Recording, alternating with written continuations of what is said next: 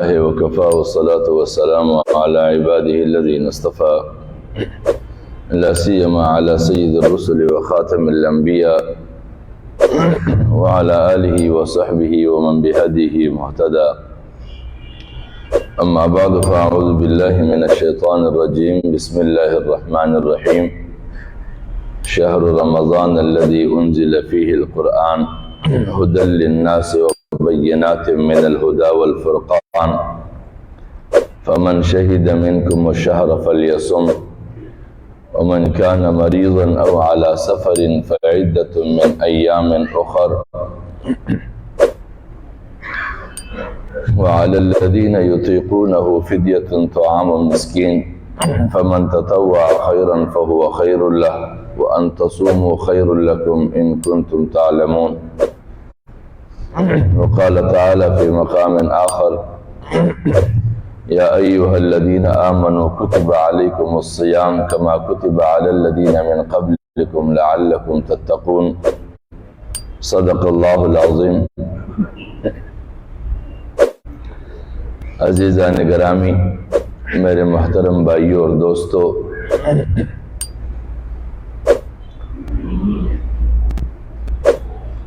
اللہ تبارک و تعالی نے اپنے بندوں میں سے ان بندوں کے ساتھ جنہوں نے اللہ رب العزت کے ساتھ ایمان کے ذریعے واسطہ جوڑا ہے، ان کے لیے زندگی کے ادوار میں مختلف ایسے مواقع فراہم کیے ہیں کہ جن مواقع کی بنیاد پر اللہ رب العزت پر ایمان رکھنے والے اللہ رب العزت کی زیادہ سے زیادہ قربت پائے اور زیادہ سے زیادہ اللہ رب العزت کے نیک بندے بنے. ان بیش قیمت ایام میں سے اور اوقات میں سے ایک خاص طور پر ماہ رمضان المبارک ہے، جو اللہ رب العزت کی خاص انعامات میں سے ایک انعام ہے. ماہ رمضان المبارک کی اہمیت اس بات سے لگایا جا سکتا ہے، اس کا اندازہ کیا جا سکتا ہے کہ اللہ تبارک و تعالی فرماتے ہیں: شہر رمضان الذی انزل فیہ القرآن، کہ ماہ رمضان المبارک وہ مہینہ ہے کہ جس میں قرآن مجید کا نزول ہوا ہے. ہدی للناس، انسانیت کی ہدایت اور رہنمائی کے لیے، کیونکہ قرآن مجید ہی وہ کتاب ہے جس کے ذریعے انسانیت اپنی زندگی گزار کر اللہ رب العزت کے وعدے کیے ہوئے انعامات کا حقدار ٹھہرتا ہے. اور پھر صرف انعامات ہی نہیں، قرآن مجید مکمل وہ ضابطہ حیات ہے. اگر انسان قرآن مجید کے ساتھ واسطہ جوڑنے کی کوشش کرے یا پھر واسطہ جوڑ لے تو قرآن مجید وہ بینائی عطا کرتا ہے کہ در حقیقت قرآن مجید کو ماننے والے کے علاوہ کوئی بھی طبقہ وہ بینائی نہیں پا سکتا جو بینائی قرآن مجید عطا کرتا ہے. کیونکہ قرآن مجید جس طرز انداز میں انسانیت کی رہنمائی کرتا ہے، وہ زندگی کے ہر شعبے سے تعلق رکھنے والے انسانوں کا رہنما کتاب ہے. وہ انسانوں کے ساتھ انسانوں کے طرز عمل کی نشاندہی کرتا ہے کہ انسان کے ساتھ زندگی کیسے گزارے، انسان کی زندگی کا دائرہ عمل کیا ہے، انسان کب کہلاتا ہے کہ جب وہ ضابطے کی پابندی کرے تب وہ انسان کہلاتا ہے. اگر وہ اللہ رب العزت کے بتائے ہوئے ضابطوں کو پامال کرتا ہے تو وہ دائرہ انسانیت سے نکل جاتا ہے. حضور نبی اکرم صلی اللہ علیہ وسلم کا فرمان ہے کہ بہت سارے ایسے انسان ہوں گے کہ وہ بیڑیوں کے کھالوں میں رہیں گے، یعنی بیڑیے ہی ہوں گے لیکن بکروں کے کھال میں ہوں گے. شاتن فی ذی ذبح، یعنی وہ بکریوں کے شکل میں اور ان کے کھالوں میں چھپے ہوئے بھیڑیے ہوں گے. یعنی یہ وہی انسان ہوں گے جو انسان کے لیے عطا کردہ ضابطے کو پامال کرے. تو پھر وہ انسان نہیں رہ جاتا، کیونکہ پھر وہ اللہ رب العزت کی بندگی کے بجائے وہ خواہشات کا بندہ بن جاتا ہے، جس کے لیے قرآن مجید میں فرمایا گیا ہے کہ ارأیت من اتخذ الہہ ہوا، کیا تم نے نہیں دیکھا ان لوگوں کو جنہوں نے اپنے خواہشات کو اپنا معبود بنایا ہے.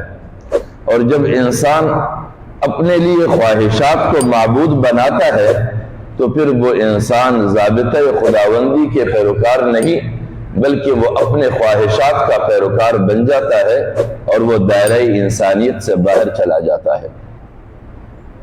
اسی لیے ماہ رمضان المبارک میں جس کتاب کا نزول ہوا ہے اور اسی ماہ رمضان کے روزوں کو اللہ رب العزت نے امت مسلمہ پر فرض قرار دے دیا، اور وہ ایسا فرض قرار دے دیا ہے کہ کوئی اضافی جبر نہیں کیا گیا ہے کہ پہلی دفعہ امت مسلمہ پر یہ روزے فرض قرار دیے گئے، بلکہ اس سے پہلے بھی جتنے امتیں گزری ہیں ان پر بھی یہ روزے فرض کیے گئے تھے.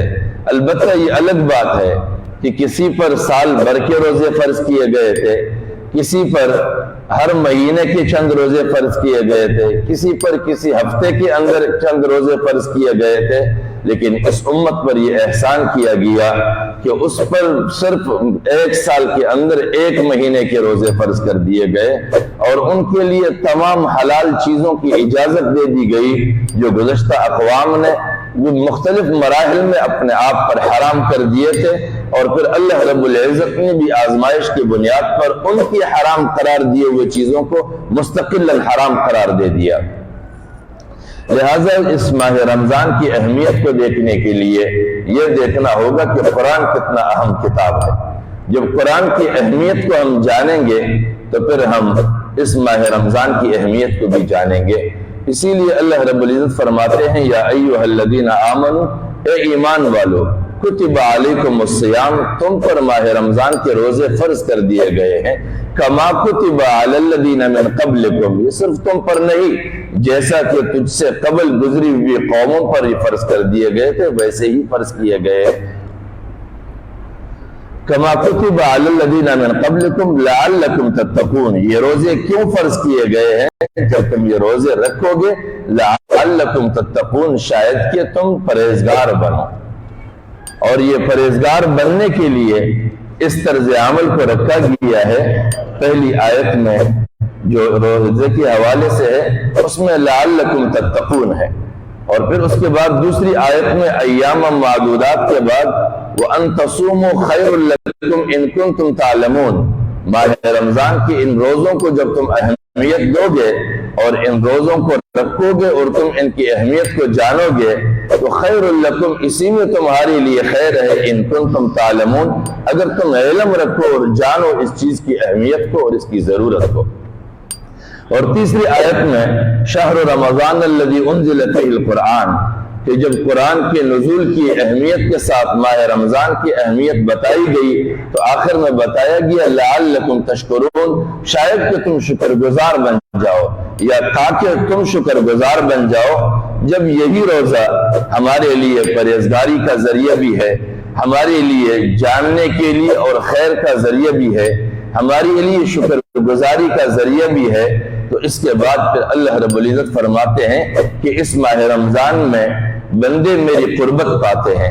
وَإِذَا سَأَلَكَ عِبَادِي عَنِّي فَإِنِّي قَرِيبٌ، جب میرے بندے میرے بارے میں سوال کر لے تو ان کو کہہ دیجئے فَإِنِّي قَرِيبٌ، میں ان کے قریب ہوں، میں ان سے دور نہیں ہوں.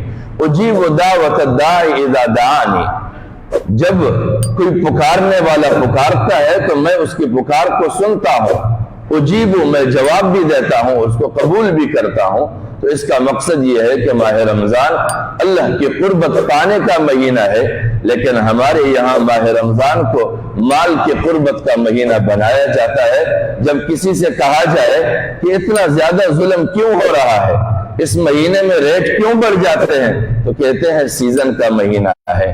یہ ہماری نادانی ہے، سیزن کا مہینہ واقعی ہے، لیکن یہ عبادات کی سیزن کا مہینہ ہے، لوگوں کو لوٹنے کی سیزن کا مہینہ نہیں ہے۔ لہذا ہمیں اس بارے میں خوب سوچنا چاہیے کہ جب اللہ رب العزت وَإِذَا سَأَلَكَ عِبَادِي عَنِّي فَإِنِّي قَرِيبٌ، جب یہ قربت کا بتاتے ہیں کہ میں تمہیں زیادہ قریب ہوں، جو بھی مجھے پکارتا ہے میں اس کی پکار کو سنتا ہوں اور اس کا جواب دیتا ہوں، اس کو قبول کرتا ہوں۔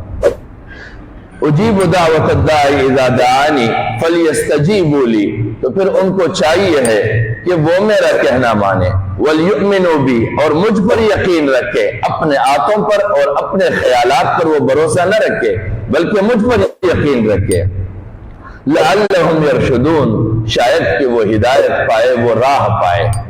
اب جب یہ راہ پانے کا بھی ہے، ہدایت پانے کا بھی ہے، شکر گزار بننے کا مہینہ بھی ہے، پرہیزگار بننے کا مہینہ بھی ہے، اور جان کر خیر پانے کا مہینہ بھی ہے، تو پھر ہم ان مہینوں کے، اس مہینے کے روزے رکھنے سے غافل کیوں رہ جائے؟